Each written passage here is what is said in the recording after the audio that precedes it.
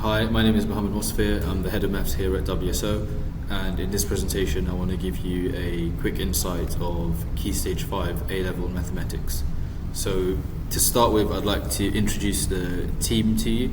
So as you can see, we have a wealth of experience and knowledge within the department, and the person I'd like to point your attention to on this particular slide is Mrs. Khadija Patel. She will be leading the Key Stage 5 A Level Maths in our department this year. Here on this slide you see the rest of the team, so if you'd like to pause the video at any time, you can take a closer look at who your child's teacher will be for the rest of this year, and if they're in year 12, for year 12 and year 13. So the essential equipment that we require all students to come to school with is a writing black or blue pen, pencil and ruler at a very minimum when it comes to writing equipment, but it also helps if students have their geometry sets, and we also encourage students to bring their own red or purple pen, which they use to make corrections in their work and mark their work, etc. The other very crucial piece of equipment in A-level in particular is having the correct calculator. So all the exams in A-level are calculator based, and the calculator that the exam board has released to support the teaching of the course are the two that you can see on the left hand side of the screen. Now the calculator on the far left has now been discontinued by Casio. It's still applicable and relevant for the course, however it's unavailable to purchase now.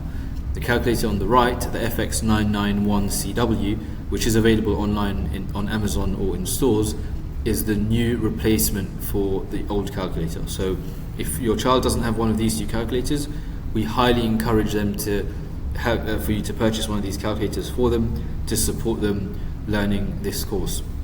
There is usually a question that pops up around a GDC, a graphical display calculator, and if your child wants to use one of those, they are permitted to, however they're not necessary for the course. They are significantly more expensive, and they are, like I said, applicable for the course, but not necessary for the functions.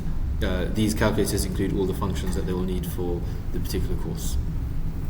So next, moving on to the learning scheme. As you can see here on the screen, we have the year 12 and year 13 A-level learning scheme. We aim to cover all the topics within the 2 years of the course at the school. However, we do build in some chapters where we ask students to self-study, and we do assess them on those, but we'd like to develop their independent learning skills, research skills, etc.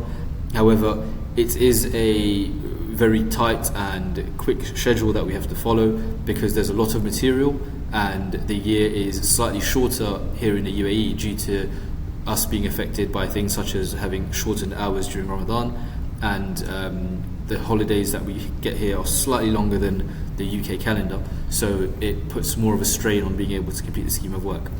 Nonetheless, as I mentioned, we do aim to complete the whole scheme.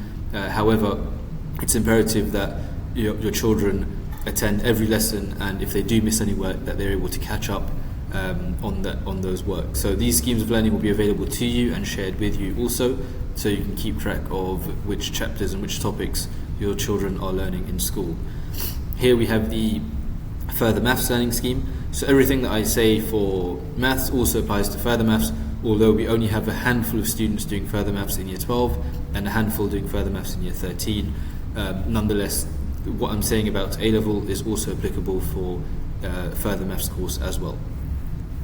As far as assessments are concerned, we do aim to assess students regularly at Key Stage 5 to build their resilience, to get them familiar with doing exams, exam practice, etc. At the beginning of Key Stage 5, so when students join year 12, we ask all the students to sit a baseline.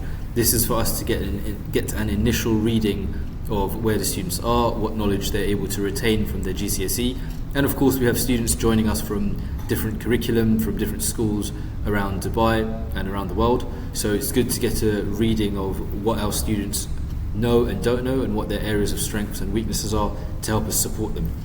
They'll regularly have CFU, check for understanding assessments. This usually takes place every 2 to 3 weeks, and they're usually on the topics that the children have learned in those 2 to 3 weeks leading up to them.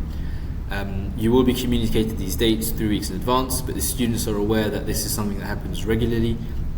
They have to be on top of all the content that they're learning, and the teachers will mark and give them feedback on those assessments.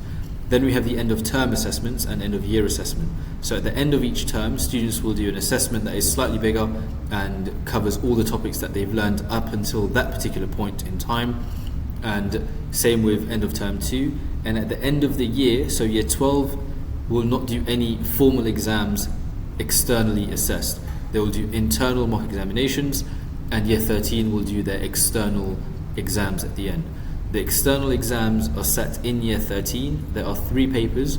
2 of them are based on pure, and it's not pure 1 and pure 2, rather it's the content from pure 1 and pure 2 comes up in both of the papers, and then the content from applied year 1 and applied year 2 will be in the 3rd paper. And as I mentioned before, all the papers are calculator based papers. With regards to how you can access this information, if you log on to Go for Schools, as and when your children do assessments in school and they're marked, the results and their scores will be uploaded onto Go for Schools, and you'll have access to them as well. As far as home learning is concerned, so we do encourage students to work independently, and they should be doing 3 to 4 hours minimum a week of independent study, revision and work. However, we will set them home learning tasks that is mandatory for them to do, produce in school when their teacher asks them to show them. So those pieces of homework will be set once a week, and they will be assigned on Microsoft Teams also for your child to keep up to date with, and they will roughly last around 60 minutes in length. So we encourage students to do more work outside of that and more independent revision. However, we will set them mandatory home learning on a weekly basis also. And a few more points to clarify. So as far as the class setting is concerned, we do set students in year 7 to 11. However, in post 16, in year 12 A Level AS Maths, we do not set the students. They are taught in mixed ability classes, meaning each class will have a range of abilities of students who are maybe moving at different paces, but we do have the minimum entry requirements for the course anyway. So the classes, although they're mixed ability, they should all be very capable to access the A-level content. So all the classes will cover the same content. There will be naturally some slight maybe discrepancies in terms of one class might be ever so slightly ahead as far as a particular part of a chapter is concerned, but there shouldn't be a case where classes are going ahead multiple chapters, and in any case all the students will be able to cover all the content in time and will be assessed on the exact same content as they progress through the year. If you'd like to support your children at home with regards to independent learning, there are a few websites that we recommend. There's a host of websites that are available on the internet.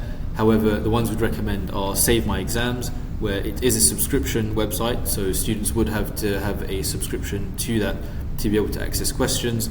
However, the questions are separated by topic, and the solutions and answers are available also. There's also Maths Genie, which offers free printable worksheets and exam practice booklets for students to access and attempt. However, the most pertinent and significant, I'd say, resource for students to use as far as revision is concerned is we have the textbooks. So these textbooks that you can see on the picture, the year 1, year 2 pure and applied textbooks, if students are able to complete all the questions in those textbooks, that should adequately prepare them for all of their assessments and their end of A-level assessments as well. If you have any further questions, please feel free to reach out to myself or Mrs. Khadija Patel regarding the A-level course, and I hope you found this presentation useful and helpful. Thank you very much.